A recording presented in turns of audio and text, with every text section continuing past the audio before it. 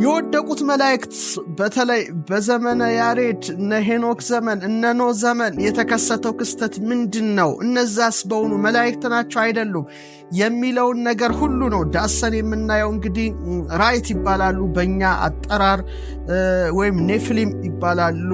ግዙፋን ማለት ነው ይላሉ። ግማሾቹ ደግሞ ኔፍሊም ማለት መነሾ የዕብራይስጥ ቋንቋ ነው ይላሉ። ነፈለ ወይም ማለት መውደቅ ማለት ነው። በተለይ ሮናልድ ሄንደርስ ሲተረጉመው የወደቁት the fallen one የወደቁት ተብሎ ይጠቀሳሉ። የግዕዙ መጽሐፍ ደግሞ ራእት ይላቸዋል፣ ደግሞ የአማርኛው ኔፍሊም ይላቸዋል።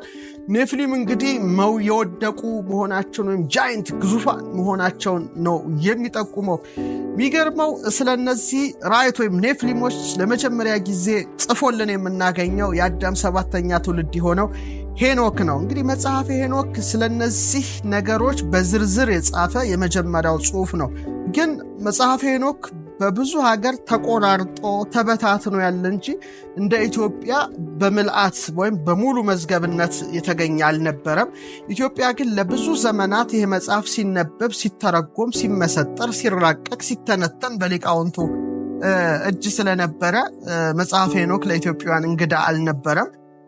በኋላ ግን እንግዲህ በ18ኛው ክፍለ ዘመን ጄምስ ብሩስ ይህን መጽሐፍ ይዞ ከኢትዮጵያ ስለሄደ በተለይ መጽሐፈ ሄኖክን በመውሰዱ ጥናቱ ደግሞ የበለጠ እንዲስፋፋ ለባህር ማዶ አጥኞች ክፍት ሆኖላቸው እንደገና የኔፍሊም ጉዳይ በጣም ከመጽሐፈ ሄኖክ በኋላ እንደገና ብድግ ብሎ እስከ ዛሬ ድረስ ያልተቋረጠ ምርምር እየተደረገበት ይገኛል።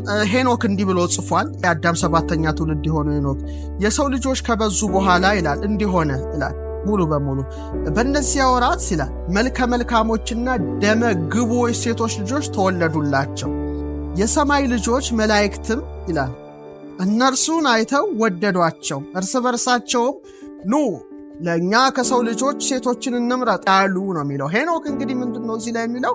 የሰው ልጆች ከበዙ በኋላ ደመ ግቡ ሴቶች እንደተወለዱ ይላል። የሰማይ ልጆች መላእክትም እነርሱን አይተው ወደዷቸውና አንዳንድ ሴቶችን እንምረጥ ልጆች እንውለድ አሉ ይላል። ይቀጥልና ሄኖክ የእነዚህ አለቆች ስማዚያ እንደሚባል ቁጥራቸውም ደግሞ ወደ 200 እንደሚጠጋ ጭምር ነው የጻፈውና ስማቸውን በዝርዝር ጽፏል። እዛ ላይ ማየት ትችላላችሁ። በተለይ ያስተማሩትን በጣም እግዚአብሔር የሚያወደውን ክፉ ስራ ታያላችሁ። ሚስቶች ካገቡ በኋላ ደግሞ ጸንሰው ሚስቶቻቸው የወለዱት ልጆች ደግሞ ራእይትና ወይም ኔፍሊሞችን እንደወለዱና ቁጥራቸው ወደ 3000 ክንድ ሰው 3 ክንድ ከስንዝር ቁመት አለው ይባላል። እነዚህ ግን በሺ ነው ያጠፉትና አንዱን ክንድ በአንድ ሺህ፣ አንዱን ክንድ በአንድ ሺህ፣ አንዱን ክንድ በአንድ ሺህ ኦልሞስት ወደ 3000 ክንድ የሚደራረሱ ኔፍሊም የሚባሉት እንደተወለዱ ይጽፋል።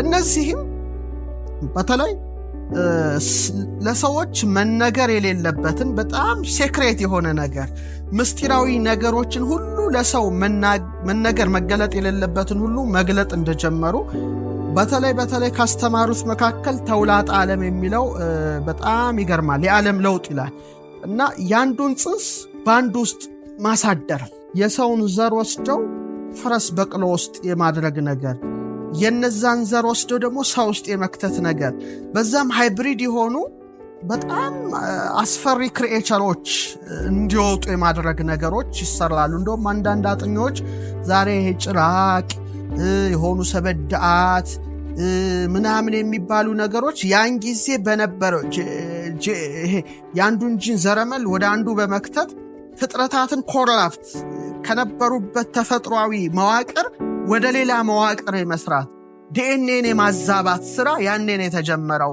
ያ ጊዜ በጣም ከባድ ጊዜ እንደሆነ ወቁ። ቀላል ነገር አይምሰላችሁ። ከባድ ነገሮችን ነው መግለጥ የጀመሩት።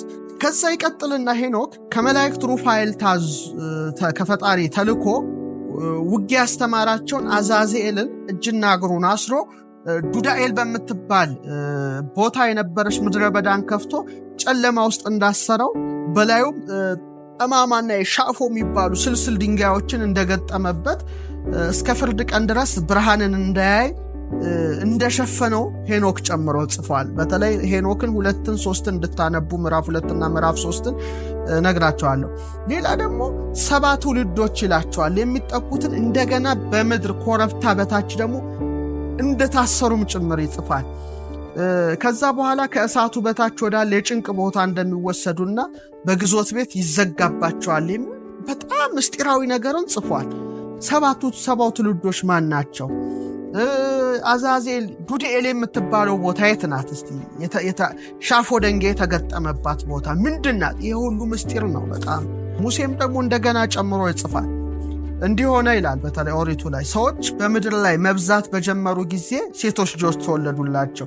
የእግዚአብሔር ልጆችም የሰውን ሴቶች ልጆች መልካሞች እንደሆኑ አዩ፣ ከመረጧቸው ሚስት ለራሳቸው ወሰዱ በማለት ይጽፋል። እንደ እግዚአብሔር ልጆች የሰውን ሴት ልጆች አዩ ይላል።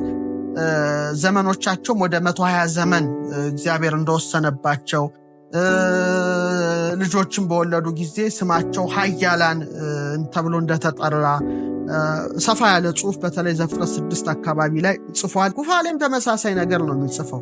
የአዳም ልጆች በምድር ላይ ይበዙ ዘንድ በጀመሩ ጊዜ ይላል እንዲህ ሆነ፣ ሴቶች ልጆች ተወለዱላቸው። የእግዚአብሔር መላእክትም ይላል እሱ ደግሞ እግዚአብሔር ልጆች እያለ መጥቷል ሙሴ። እዚህ ላይ ደግሞ የእግዚአብሔር መላእክትም በዚህ ኢዮቤልዩ በአንዲቱ ዓመት እነዚህን አዩአቸው። እነዚህም ላዩአቸው መልከ መልካሞች ነበሩ፣ ከመረጧቸው ሁሉ ሚስቶችን ሊሆኗቸው ወሰዷቸው፣ ወንዶች ልጆችንም ወለዱላቸው። እነዚህም ራእይት ናቸው በማለት ኩፋሌ ቁጭ አድርጎ ይጽፈዋል። ስለዚህ የእግዚአብሔር መላእክት፣ የእግዚአብሔር ልጆች ወዘተርፈ ተብለው ተጠርተዋል በእነዚህ በሶስቱ ታላላቅ መጻሕፍት ዙሪያ። እንግዲህ ጠቅለል አድርገን ስንፈትሸው እይታው ለሶስት ተከፍሏል። አንደኛው እይታ እነዚህ የወደቁ መላእክት ናቸው እንጂ በፍጹም ሰዎች አይደለም የሚል አንድ ልከታ አለ። ፎለን ኤንጅልስ ናቸው፣ መላእክት ናቸው እንጂ ከሰው ልጆች ጋር የተዋለዱት ሰዎች አይደሉም የሚል አንድ ምልከታ አለ። አንድ ምልከታ ነው ያለው። ሁለተኛው ምልከታ ዲሴንዳንትስ ኦፍ ሴት ኤንድ ካይን የሴት ልጆችና የቃየል ልጆች ናቸው እንጂ መላእክት እዚህ ውስጥ አልገቡም የሚሉ ደግሞ ሁለተኛ አመለካከት አለ። ሶስተኛው አመለካከት ምንድነው?